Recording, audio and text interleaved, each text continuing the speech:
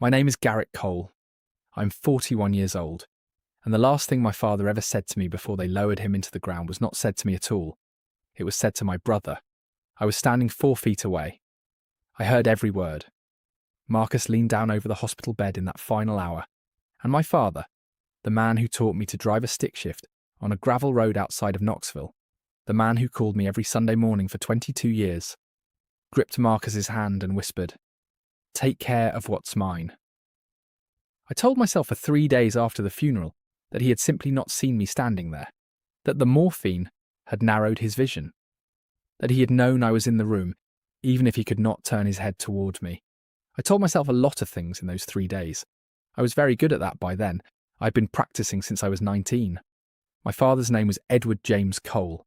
He built Cole Fabrication out of a rented garage in 1981, with $40 in his checking account, and a MIG welder he bought on credit from a man in Maryville. By the time he died in March of last year, the company had 11 employees, 2 facilities, contracts with 3 regional construction firms, and a net worth my brother had been quietly researching for 4 years. I know the 4 years part now. I did not know it then. What I knew then was that I had spent the previous 18 years building something of my own in Atlanta. My company, Ridgeline Structural, did commercial steel fabrication. I had started it at 23 with 2 employees and a lease on a warehouse that smelled like motor oil and old ambition. By the time my father called me in February and told me his lungs were failing and he wanted me to come home to Knoxville, Ridgeline had 37 employees, regional contracts in 4 states, and a reputation that had taken me the better part of 2 decades to build. I had done it without a single dollar from my father. I'd done it without asking. That matters. It matters because of what came next.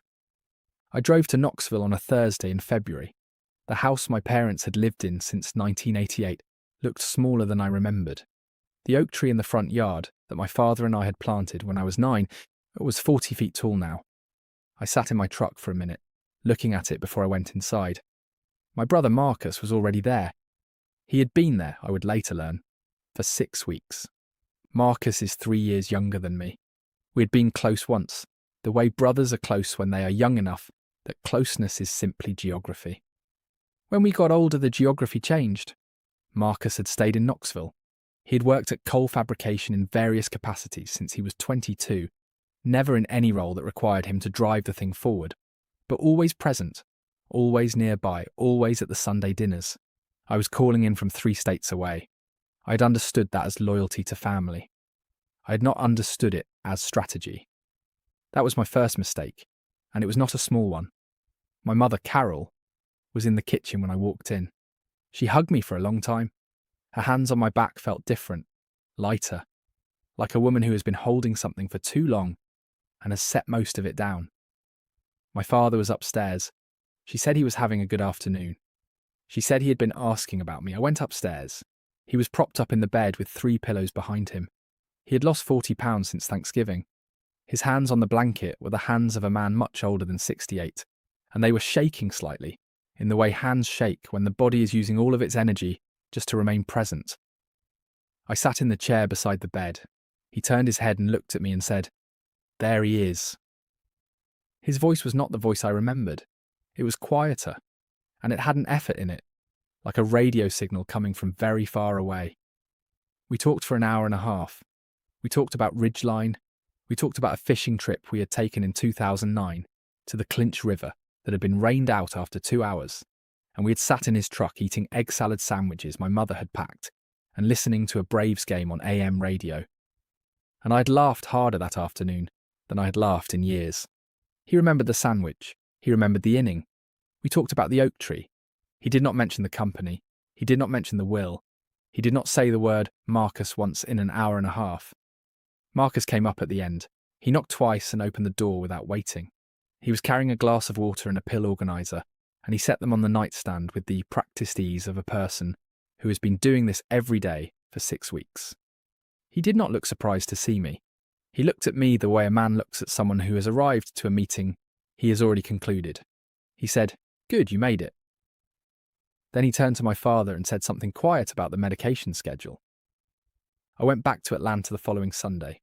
My father had 2 more lucid weeks. I spoke to him on the phone 4 times. The last call was on a Wednesday evening in early March, and his voice was very far away. And he said toward the end, "I need you to know, Garrett, that everything I built it thinking about both of you." I said I knew that. I believed it completely. I was sitting in my office in Atlanta with my boots on my desk, and I believed it the way I believed the oak tree was still standing in the front yard, because it had always been standing, because I had never considered what it would mean for it not to be. He died on a Saturday morning at 6:14. Marcus called me. His voice was flat. He said, "Dad's gone." I drove back to Knoxville that same morning. The funeral was on a Tuesday. There were 200 people at the church, which surprised me and should not have. My father had spent 40 years doing business in Knoxville with his handshake, and people remembered that.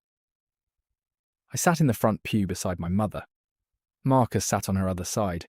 His wife Diane sat beside him. Their 2 children sat at the end. The pastor spoke for 20 minutes. 3 of my father's business contacts stood up and said things that were true about him. I did not speak.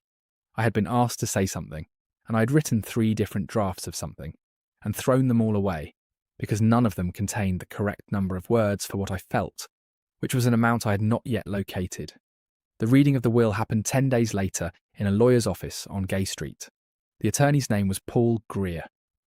He had been my father's attorney since 1998.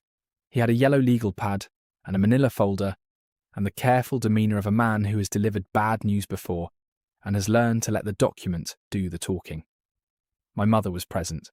Marcus was present. I was present. Diane was in the waiting room with the kids. Paul read the document in sections. The house and its contents went to my mother, with a provision that, upon her death, it would pass equally to Marcus and me. My father's personal accounts, modest, went to my mother. A small savings bond went to each of Marcus's children. Then Paul read the business section. Coal Fabrication, including all assets, contracts, equipment, intellectual property, and facility leases, was bequeathed in its entirety to Marcus Edward Cole. Paul set the document down and looked up. I sat very still. My mother looked at her hands. She had known. I understood in that moment that she had known. Marcus did not look at me. He looked at Paul and said, "What's the timeline for transfer?" I said, "Paul, was there a conversation with my father about this provision?" Paul said, "Garrett, your father made this revision in January." January.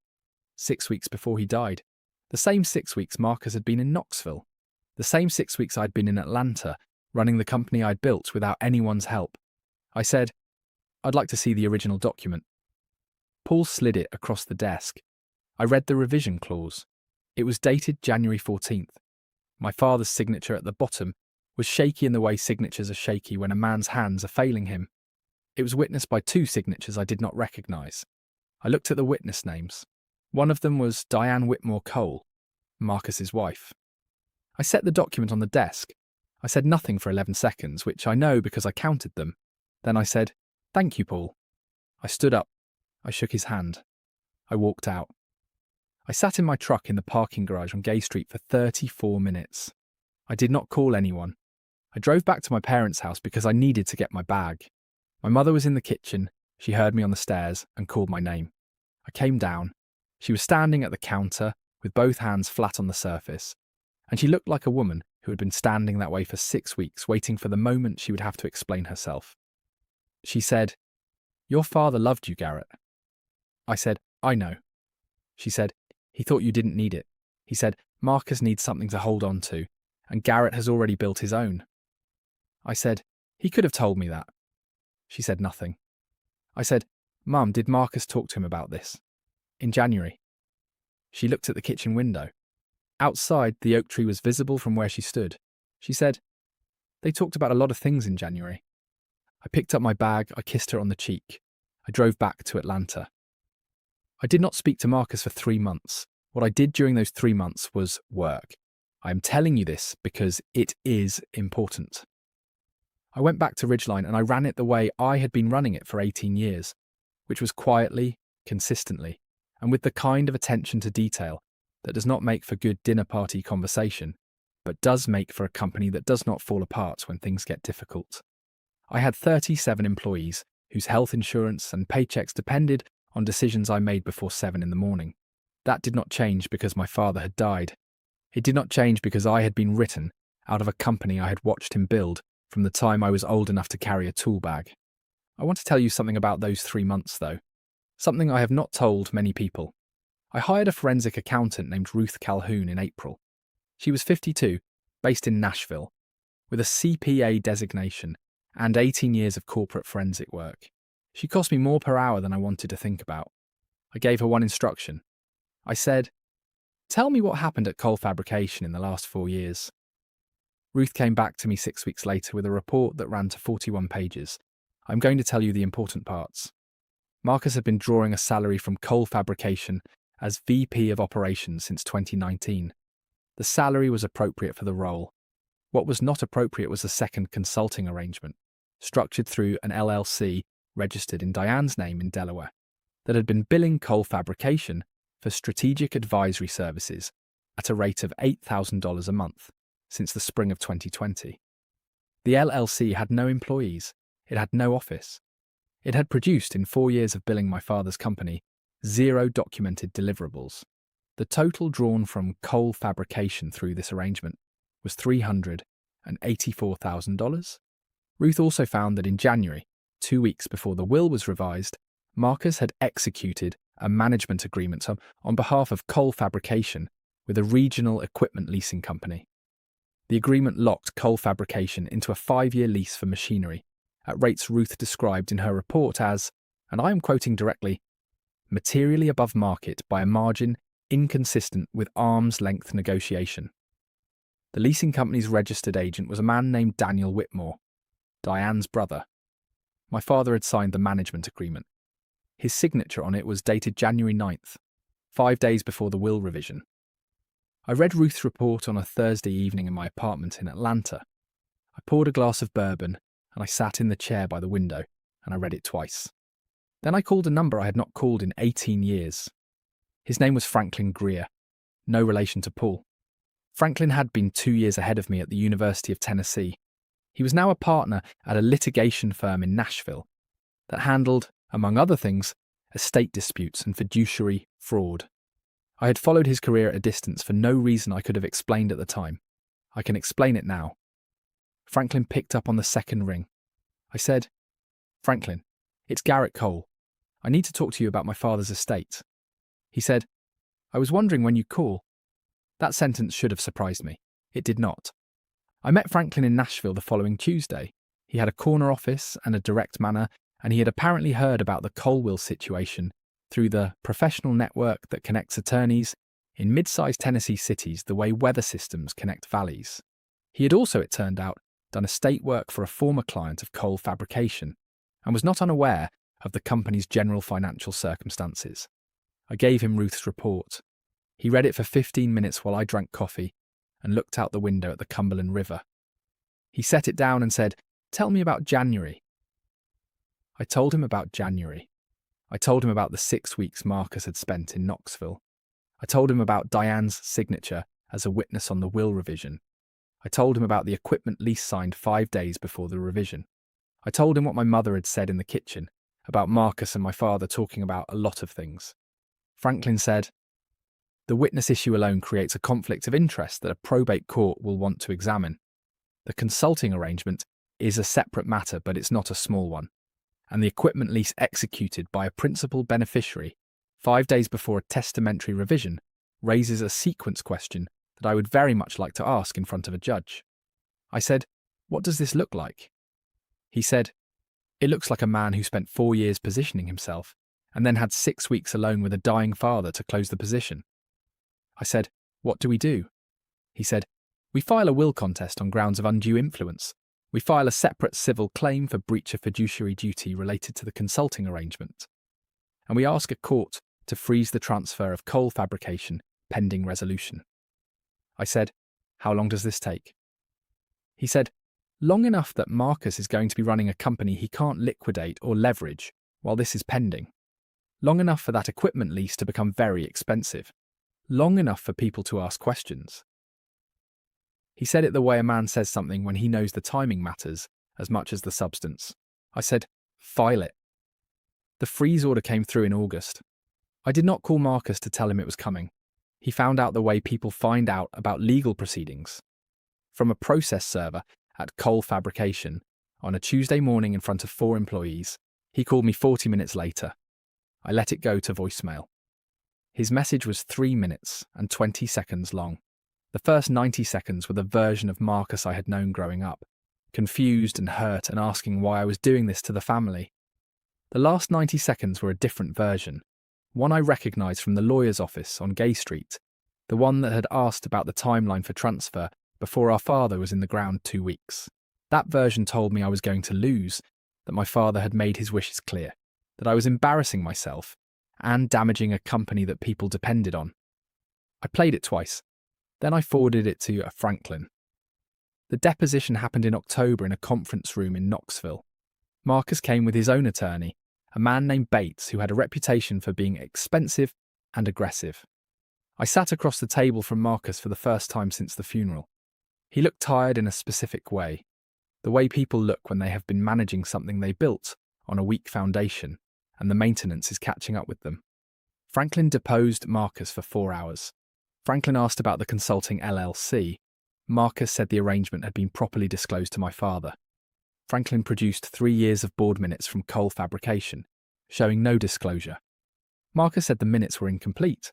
Franklin asked him to identify which specific strategic services the LLC had provided. Marcus said the services were ongoing and difficult to document. Franklin asked him to name one. Marcus looked at his attorney. His attorney objected. Franklin noted the objection and asked again. Marcus could not name one. Franklin asked about Daniel Whitmore and the equipment lease. Marcus said his father had reviewed and approved the lease terms. Franklin produced an email from the equipment company dated December 31st, 2 weeks before the lease was signed, in which Daniel Whitmore wrote to Marcus directly. And I want you to hear this sentence. Brother, let's get this done before the end of January, you know what I mean. Marcus said the email was about scheduling. Franklin read it again, slowly for the record. Then Franklin asked about January. He asked about the conversations Marcus had with my father during those 6 weeks. He asked about who had been present. He asked, specifically, about whether Marcus had discussed the disposition of Coal Fabrication with my father prior to the January revision. Marcus said they had discussed many things. Franklin asked whether Marcus had expressed to my father that he believed he deserved the company over his brother. Marcus said that was not how the conversation went. Franklin asked how it went. Marcus looked at his attorney again. His attorney said, "He's answered the question." Franklin said, "He hasn't, actually." And then he produced a document I had not seen before. It was a letter handwritten on Coal Fabrication letterhead, my father's handwriting, dated January 16th, 2 days after the will revision. Franklin read it aloud. It said, "To whom it may concern, and particularly to my son Garrett if this ever reaches him, I have revised my will at Marcus's urging. Marcus has told me that Garrett does not want the company, that Garrett has said this to him directly. I am acting on that understanding. If I have been mistaken, I am sorry. I have not had the clarity in recent weeks to verify everything I am told. Your father, Edward." The room was silent. Marcus's attorney put his hand on Marcus's arm.